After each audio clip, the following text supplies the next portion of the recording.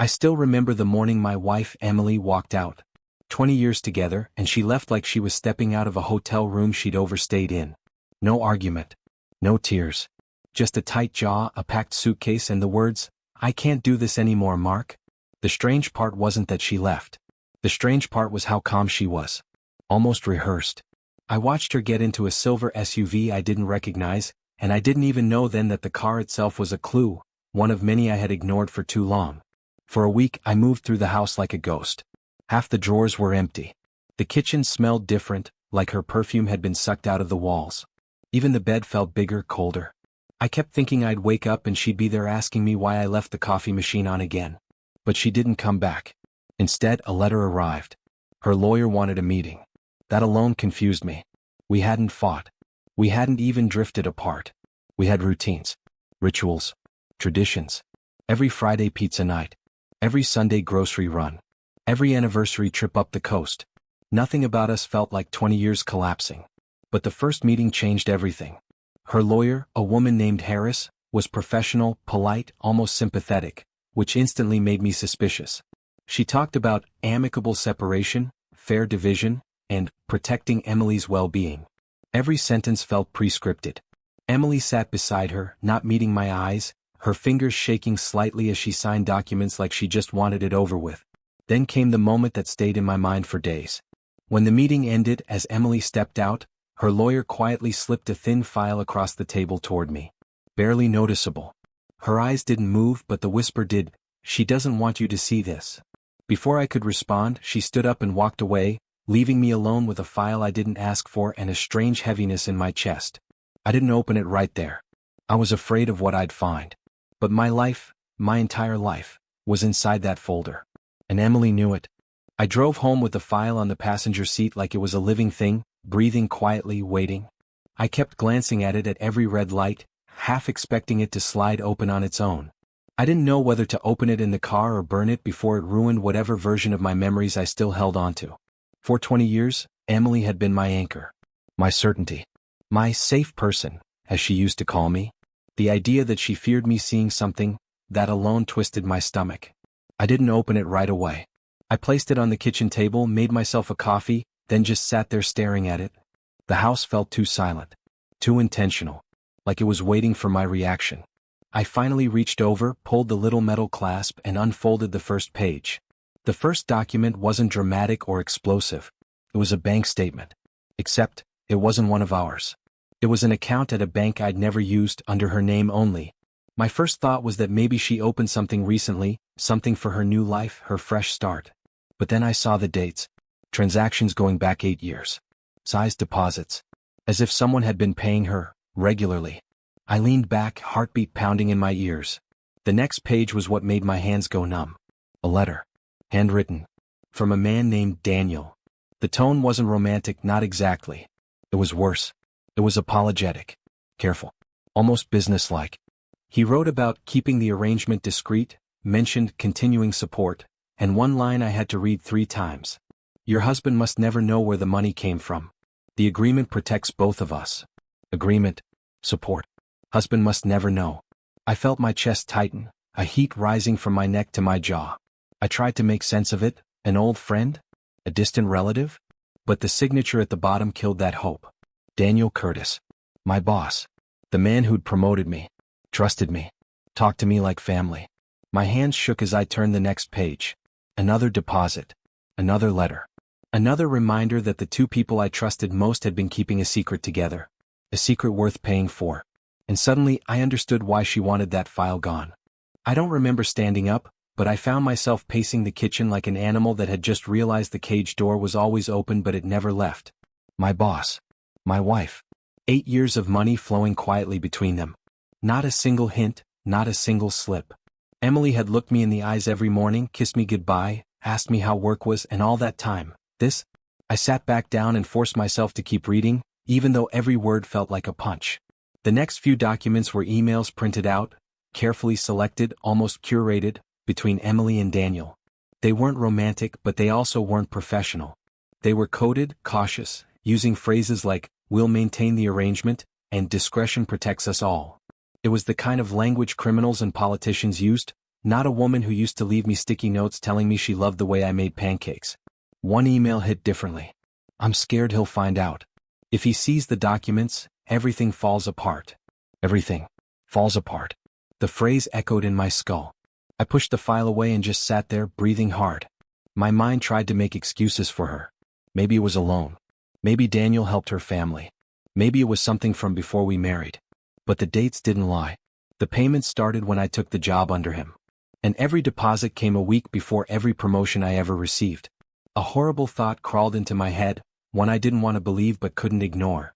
What if my career wasn't mine? What if he hadn't been mentoring me? What if Emily had been paying him, or he had been paying her, to keep some ugly truth buried? I couldn't sit still. I grabbed my keys and drove straight to my office. It was after hours. The building was dark except for the overnight security lights. I didn't even know what I was looking for. Maybe I just needed to stand in the place where everything had been built on a lie. As I reached the entrance, the security guard looked up, surprised. "Working late, Mark? Everything all right?" I opened my mouth to answer, but nothing came out. Because over his shoulder, through the glass wall of the lobby, I saw Daniel walking out of the elevator. And he froze when he saw me. Not surprised. Not friendly. Just scared. Like a man who knew exactly what file I had opened. He tried to recover his expression, forcing a smile that didn't reach his eyes. "Mark," he said, adjusting his tie even though it didn't need adjusting. "Didn't expect to see you this late." I didn't answer right away. I just watched him, studying the face of a man I once admired. The face of someone who had sat in my home, eaten my food, laughed with my wife. Now every memory felt corrupted, like I had unknowingly invited a snake into my living room and called it family. "I found something," I finally said. My voice sounded different, low, controlled, shaking only at the edges. Daniel's jaw tightened. It was subtle, but I saw it. He stepped closer, lowering his voice. "This isn't the place to talk." I almost laughed. The irony. For 8 years I had trusted this building, trusted this man. Now the same walls felt like they were listening. "Then where should we talk, Daniel?" I asked, emphasizing his name the way he always emphasized mine in meetings, like he owned it. He glanced at the security guard, then back at me. "Let's step outside." I followed him out into the parking lot, the air cold enough to sting.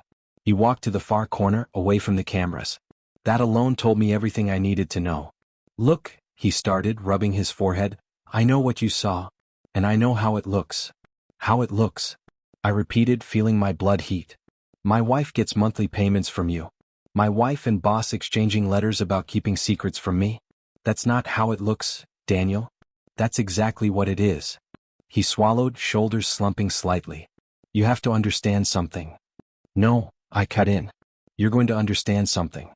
You're going to tell me exactly what this arrangement was." Silence. He looked at the ground like the asphalt suddenly became fascinating. "Emily asked me for help." His voice was barely above a whisper. "What kind of help?" He exhaled slowly. "Your promotion, your position, the opportunities you got here. They didn't come from merit alone." The world tilted for a moment. He continued, voice breaking, "Your wife, she negotiated them." I stared at him. "Negotiated how?" He hesitated, then said the words that cracked something deep inside me. "She traded information about you. Private things. Personal things. Things she knew would sway decisions." My stomach dropped. My wife hadn't just betrayed me. She had sold pieces of me. For a moment, the world went silent. Not quiet, silent. Like everything around me, from the hum of the streetlights to the distant traffic, just shut off. I felt something collapse inside my chest, something heavy and old and familiar. Trust. Not the kind you give casually, but the kind you build over decades. The kind you build with a woman who sleeps beside you, laughs with you, plans a future with you. "Private things?" I finally whispered, the words scraping out of my throat. Daniel didn't look at me. "Things you told her in confidence. Your medical history. Your anxiety after your father died. Your hesitation about leading big teams. Even things about your childhood. She knew those details would make you seem more manageable." The word hit me like a brick. Manageable. Like I was a project. A tool. A risk to be mitigated. "All those times she encouraged me to open up," I said quietly, "to be more vulnerable, she was collecting data?" He winced. That was enough of an answer. I stepped back, a cold wave crawling up my spine. 20 years of marriage, splitting jokes, quiet mornings, inside stories, whispered fears, had been weaponized. sold like a package, used to manipulate my entire career. Why would she do that? I asked, my voice cracking despite every effort to stay steady. Why would she sell out her own husband? Daniel sighed, the kind of sigh people make when they want to appear empathetic, but the guilt beneath it is selfish. She wanted security, control, and I needed leverage. It was mutually beneficial. Mutually beneficial. Another knife. And the money? I asked. He hesitated. Compensation. Incentive. Call it whatever you want, but I paid her to keep the arrangement going. To keep you where I needed you. He reached out slightly like he expected me to collapse. Mark, you have to understand. I slapped his hand away. Don't say my name like you know me, I said through clenched teeth. You don't know anything about me. I felt something shift inside me at that moment. Not rage. Rage is loud. This was quieter. Colder. A steady, slow-burning clarity. I wasn't just betrayed. I was used. And if Emily and Daniel thought I was just going to accept that, they had no idea who I could become when pushed to the edge. I walked away from Daniel before he could say another word. If I stayed 1 second longer, I don't know what I would have done. My hands were shaking, not from fear, but from the sheer force of holding myself together. I reached my car, leaned my forehead against the roof, and just breathed. Slow. Controlled. The kind of breathing you do right before you make a decision you can't take back. 20 years. 20 years of marriage. And in the end, both my wife and my boss had reduced me to a pawn. A predictable, pliable, manageable cog they could steer for their own benefit. I got in the car and just sat there with the engine off. The file was on the passenger seat again like it was staring at me. I opened it one more time, flipping through the documents faster this time. Some pages were financials. Others were notes. And then I saw something I'd missed before. A form. Medical. With my name on it. My heart thudded in my chest. It wasn't my signature. And it wasn't my handwriting. Emily had signed consent forms for therapy sessions I never attended. She had requested access to my medical records. And she had provided necessary updates about my mental state during stressful work periods. Except I hadn't asked her to do any of that. She had forged my consent. My throat went dry. I scanned the pages, noticing small notations from Daniel in the margins. Words like useful, motivating, leverage, and the one that made my jaw clench. He doesn't need to know. I felt something inside me turn to ice. It wasn't just betrayal. It was identity theft, manipulation, control. She had studied me like a case file and sold the weaker parts of me to a man who profited from them. And suddenly the last 8 years made sense. Every promotion. Every project I was selected for. Every time Daniel pushed me in directions that felt unnatural but good for company growth. They weren't opportunities. They were placements. Strategic placements. I slammed the file shut. My pulse hammered in my ears. I wasn't going to confront Emily. Not yet. Not without evidence she couldn't twist or explain away. But one thing had become brutally clear. If they built my life on lies, I was going to tear their truth apart. Piece by piece. I barely slept that night. I tossed, turned, stared at the ceiling, and replayed every memory Emily and I ever shared. Moments that once felt warm now stung like open wounds. I kept asking myself, was she pretending the entire time? Or had she changed slowly, quietly, in ways I never noticed because I trusted her too much? Around 4 a.m. I gave up trying to sleep. I sat at the kitchen table again, the same spot where I first opened that file, but now the silence felt different. Heavy. Strategic. Like the house itself was processing the truth with me. I needed a plan. Revenge wasn't about rage. Rage burns out fast. Revenge, real revenge, required patience, data, timing, and most importantly, knowledge. They had used information against me, now I would use information against them. I opened my laptop and logged into my work accounts. Every email I'd sent. Every project I'd been assigned. The pattern was subtle, but it was there. Daniel had only given me roles where being compliant benefited him. Roles where I made him look good but never outshined him.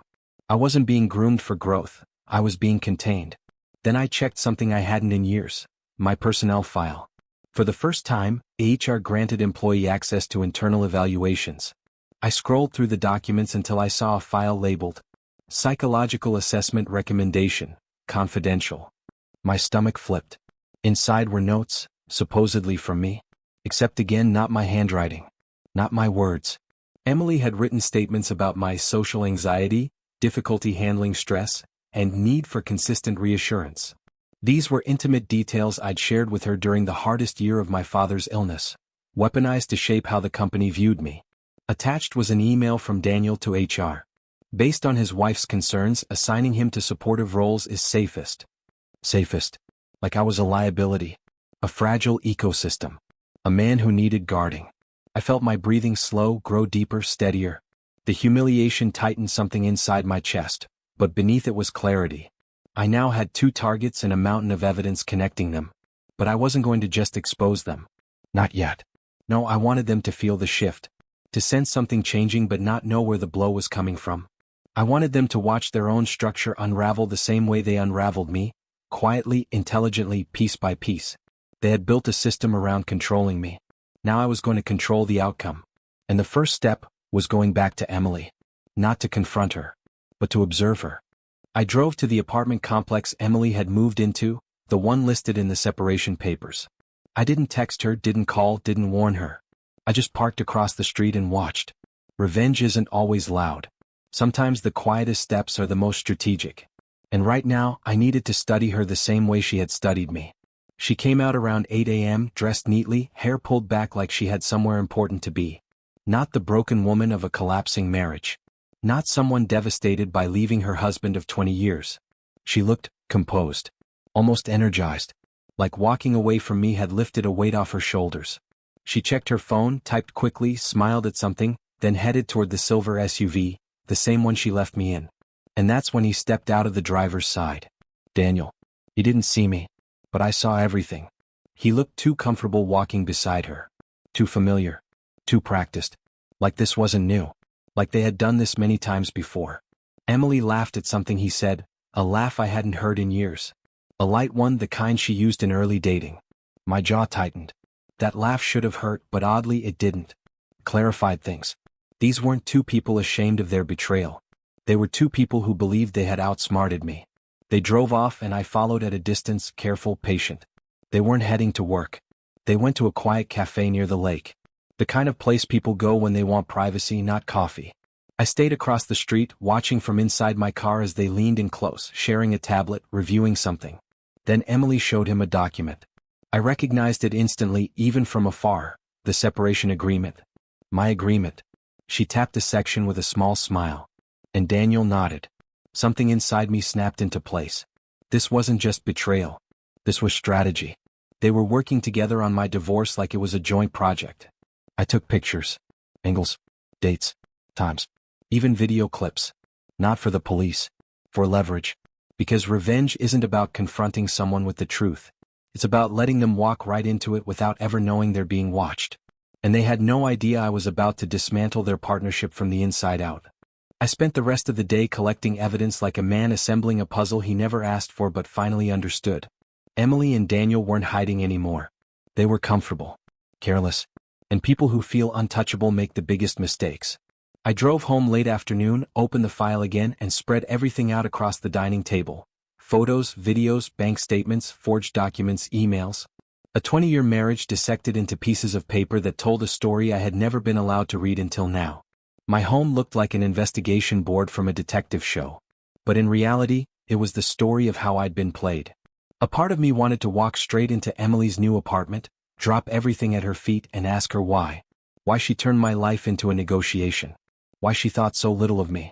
Why she needed leverage instead of partnership. But another part of me, the part that had awakened these last few days, knew that confronting her directly would only give her control again. No. She operated best when she felt superior. I needed her to stay comfortable. Relaxed. Unbothered. That's when people make the mistakes that cost them everything. Around 7 p.m. I received a message. Emily, are you available tomorrow? I need to finalize the division of assets. The timing almost made me laugh. She and Daniel had spent the morning planning how to get me financially, and now she wanted to wrap the package with a neat little bow. I typed back. Sure. Whatever works. Neutral. Come. Exactly what she expected from a man she believed was breaking down quietly. The next morning I walked into her lawyer's office for the second time. But everything was different now. Harris greeted me with a look I couldn't quite read, guilt, maybe? Or the fear of someone who had helped create a mess and now saw how deep it went. Emily sat across the table, polished, composed, rehearsed. Mark, she said, forcing a sympathetic smile. I know this is hard, but we both want what's fair. Fair. The word almost made me smile. I slipped my phone into my pocket, recording everything. If she wanted fair, she was about to get it, but not in the way she expected. Because today wasn't about ending a marriage. Today was about setting the first trap. Emily adjusted her blazer and folded her hands neatly, the picture of calm confidence. She thought I was brittle, breakable, predictable.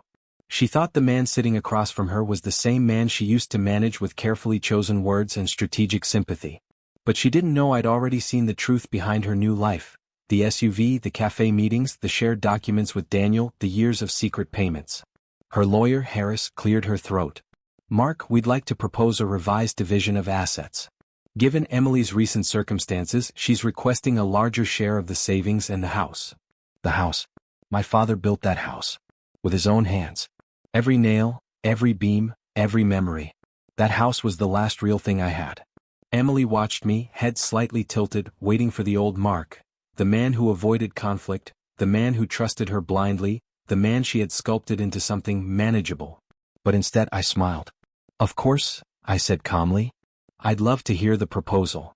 Emily blinked, thrown off by my tone.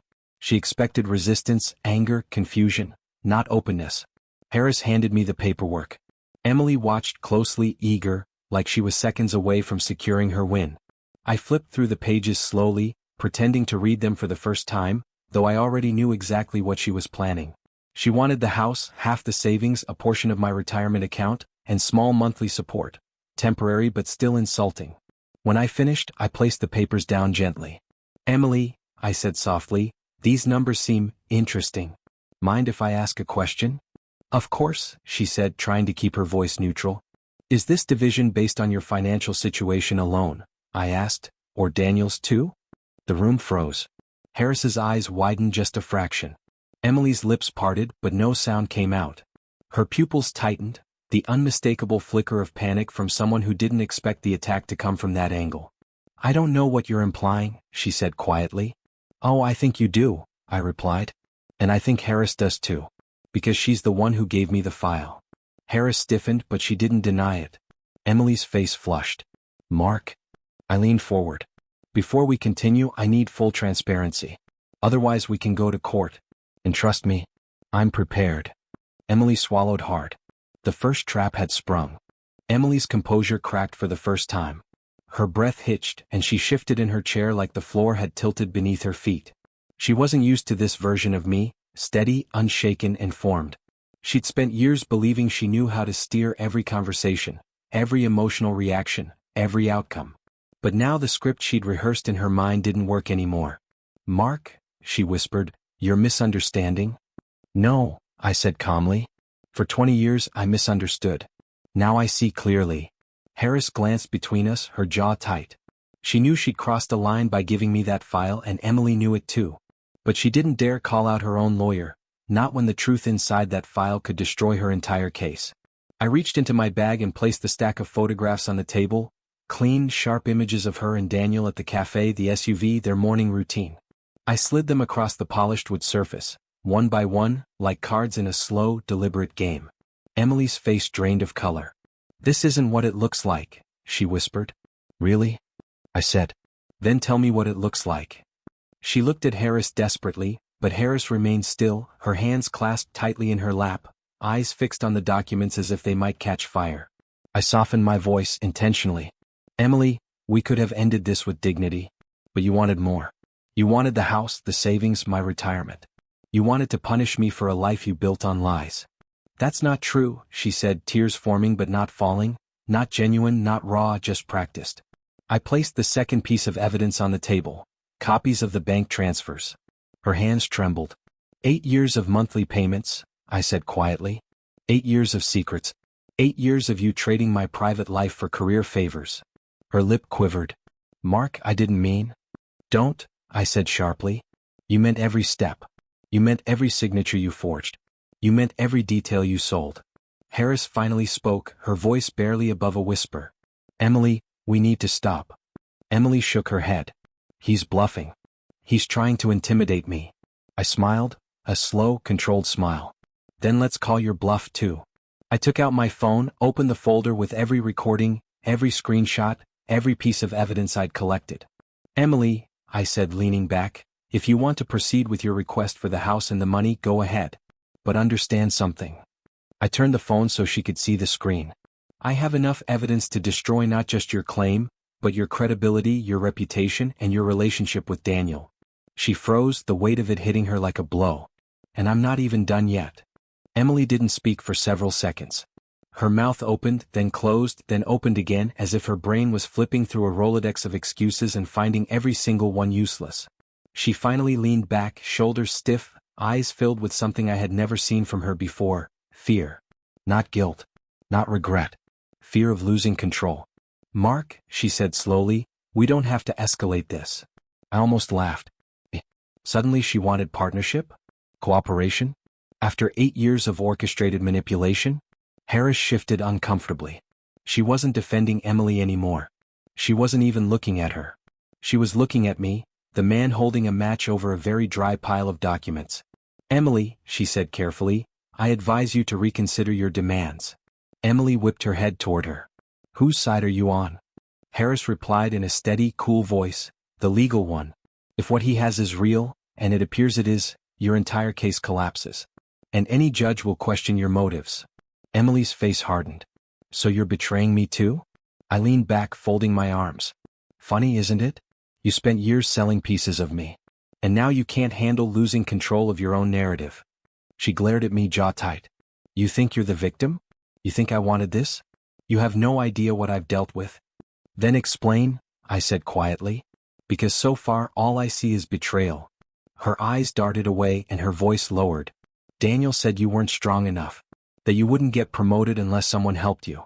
That he could shape your future, but only if I cooperated. There it was. The justification she'd probably repeated to herself for years. So you decided to help by selling out my fears? My insecurities? My trauma? I asked. That's not help, Emily. That's exploitation. Tears finally spilled, but not the kind born from pain. The kind born from being cornered. I leaned forward. Here's what's going to happen. You will revise your proposal. No house. No extra savings. No support. We split what's fair. You walk away clean and I walk away silent. Emily inhaled sharply. Silent? Yes, I said calmly. Because if I speak, your entire world collapses. Her shoulders dropped, defeat slowly replacing defiance. But there's one more thing, I added, voice steady. Both women looked up. I'm not finished with Daniel. Emily's face drained of color at the mention of Daniel. Her fingers curled into tight fists on her lap, nails digging into her palms. She knew exactly what it meant, because Daniel wasn't just her secret. He was her safety net, her leverage, her last line of defense if everything else crumbled. And I was about to kick out the only pillar she had left standing. You're making a mistake, she whispered, voice trembling. No, I replied calmly. I'm correcting one. Harris cleared her throat softly, as if cautious not to ignite another explosion. Mark, pursuing action against Daniel could complicate your separation. I nodded. I'm aware. But you still want to? She asked. I didn't hesitate. Absolutely. Emily leaned forward, desperation finally cracking her polished facade. Mark, if you go after him, he'll drag me down with him. You know that, right? That's not my concern anymore. Her eyes widened, and for the first time I saw something real, fear for herself, not for what she'd done to me. Mark, she whispered, you don't know what he's capable of. Oh, but I do, I said. He's capable of manipulating employees. Capable of paying a spouse for confidential information. Capable of forging influence through unethical channels. And, I paused, capable of using people as stepping stones. Emily's throat bobbed as she swallowed. He told me he cared. I almost pitied her for that. Almost. Of course he did, I said softly. He needed you compliant. Just like he needed me predictable. Just like he needed everyone in this company to believe he was the one pulling the strings. Harris leaned back, quietly observing, realizing this wasn't just a marriage ending. This was a corruption case unfolding, a man reclaiming something that had been stolen from him piece by piece. His dignity. I stood up. We're done for today. Send me the revised agreement by tomorrow. Make it clean. Make it fair. Emily didn't respond. She just stared down at the photographs as if they were gravestones of the life she'd built on lies. As I walked out of the office, Harris called after me. "Mark?" I turned. She hesitated. "If you're going after Daniel, you should know something." I waited. "He's already under internal investigation." My pulse sharpened. For the first time in days, I felt something close to hope, the kind born not from healing, but from the scent of justice moving in my direction. The battlefield was shifting. And Daniel had no idea I was about to accelerate his downfall. I walked out of Harris's office feeling like the ground beneath me had changed shape. Internal investigation. The words kept echoing in my head, steady and dangerous. It meant I wasn't alone in this. It meant Daniel wasn't as untouchable as he pretended to be. And it meant the timing of everything, the payments, the secrecy, Emily leaving, wasn't coincidence. It was desperation.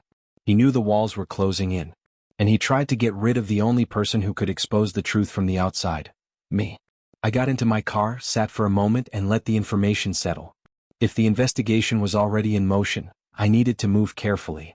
Too aggressive, and he'd accuse me of retaliation. Too quiet, and he'd escape again. But if I aligned my evidence with what they already suspected, I could bury him professionally, legally, and publicly. The next morning I scheduled a meeting with HR. Not the lower-level reps Daniel controlled, but the senior compliance officer, a man named Lewis. He'd been in the company for decades, quiet, principled, impossible to bribe. When I entered his office, he looked at me the way someone looks at a witness they've been waiting for. "Mark," he said, gesturing to the chair. "I heard you wanted to talk. Privately." I sat down and slid my folder onto his desk. "I have information regarding Daniel Curtis." He didn't touch the file. "Before I open this, I need to ask, are you aware he's being reviewed for misconduct?" "Yes," I said. "Are you filing this as retaliation?" I met his gaze without flinching. "I'm filing this as a man who just discovered his boss and his wife were running a coordinated manipulation campaign for 8 years. I want the truth on record." That was the moment his expression changed. He reached forward, opened the file, and began to read. His eyes didn't widen, but his jaw did tighten. Page after page. Payment records. Emails. Forged medical forms. Photos. Witness patterns.